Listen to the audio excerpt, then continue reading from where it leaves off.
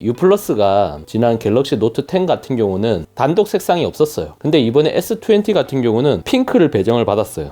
좀 차이가 있다면은 SKT와 KT는 플러스 모델에 블루와 레드를 할당받은 반면에 U 플러스는 S20 일반 모델에 핑크를 할당받았어요. S20 클라우드 핑크 같은 경우는 깔맞춤이 되어 있어요. 측면 부분은 살짝 잘려져 있고 옆면을 보시면은 이어져 있습니다. 예, 이어져 있죠. 크게 스펙 차이가 나는 거는 사실 없어요. 램도 12기가 램, 120Hz 주사율의 QHD 슈퍼 아몰레드 디스플레이 이런 걸 다 탑재를 했는데 용량 같은 경우는 256기가가 아닌 128기가 탑재됐다. 열어볼게요. 이미 좀 사용은 했습니다. 대신에 이제 영상을 계속 미루고 있었는데 가장 중요한 거는 이제 제품 디자인이니까요. 밑에 있는 부분을 살짝 들어 올리면은 이렇게 쉽게 올릴 수 있는데 여기서 싹 돌리면은 요 전면부에 봤을 때는 좀 찐득한 핑크가 나올 줄 알았어요. 갤럭시 노트 10처럼. 근데 딸기 우유 느낌의 핑크예요. 베이비 핑크라고 하죠. 근데 그냥 순수하게 핑크는 아니고 이 제품이 클라우드 핑크잖아요. 약간 솜사탕 느낌이 나는 그런 핑크예요. 반짝반짝 거려요. 녹색이랑 노란색이랑 뭐 이런 게 좀 섞여 있는 그런 핑크입니다. 보는 각도에 따라서 영롱하게 이렇게 반짝거려요. 여기 보시면은 이제 슈퍼 패스트 차징, 이게 25W 고속 충전이 되는 어댑터예요.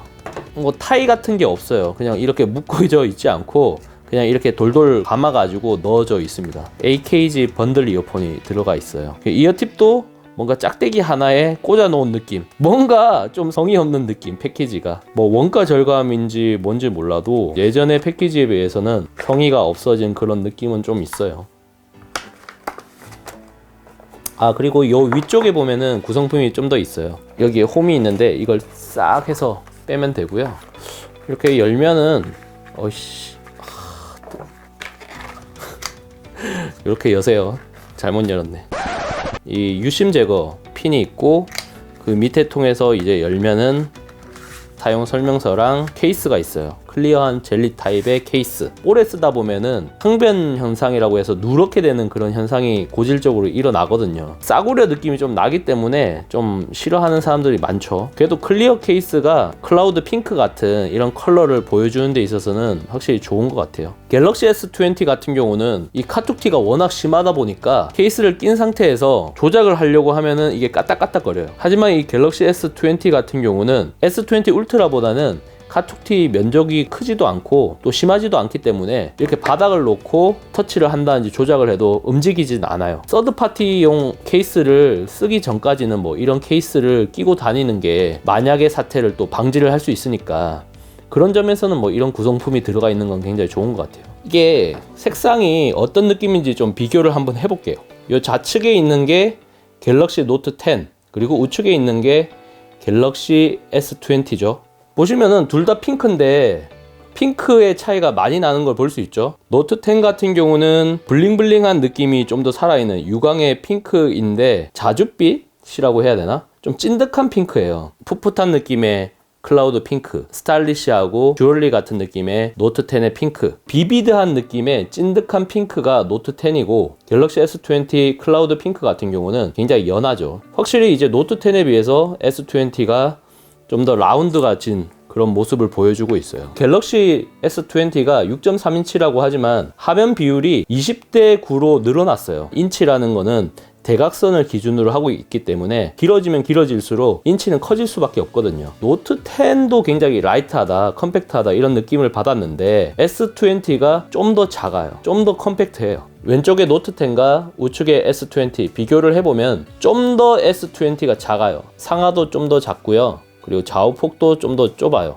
베젤 부분을 비교를 해보면 하단과 좌우는 비슷해요. 상단 부분은 S20가 좀 더 좁네요. 그리고 전면 카메라 홀 부분 S20가 훨씬 더 작습니다. 2분의 1 정도로 작아진 것 같아요. 확실히 좀 디스플레이만 보면은 좀 더 완성된 느낌의 모습을 보여주는 거는 S20라고 말할 수 있을 것 같아요. 이 노트 10 같은 경우는 좌측에 볼륨 버튼과 측면 버튼이 있는 반면에 갤럭시 S20는 우측에 있습니다. 우측에 투톤 느낌이 들게 이렇게 디자인이 되어 있어요. 이건 뭐 S10 5G 모델에서도 이렇게 처리를 했는데 핑크 느낌을 완벽하게 덮어가지고 만들지는 않았어요. 그러니까 이 측면에 있는 이 부분의 핑크는 갤럭시 노트 10의 핑크라고 보면 될 것 같아요. 측면 버튼의 위치를 옮겼다라는 부분이 가장 눈에 띄는 변화네요. 노트 10을 쓰다가 갤럭시 S20를 쓰면은 헷갈려요. 왜냐면 측면 버튼이 서로 반대쪽에 있으니까 어디 갔지? 하면서 이렇게 또 만지게 되고 이렇게 되는 것 같아요. 좀 그렇습니다. 이 측면 버튼 같은 경우는 이렇게 확 변화를 주는 게 쉽지가 않은데 노트 20 같은 경우는 이 S20를 따라가지 않을까 싶어요. 또다시 반대로 가면은 진짜 이건 삼성이 뭔가 문제가 있는 거고.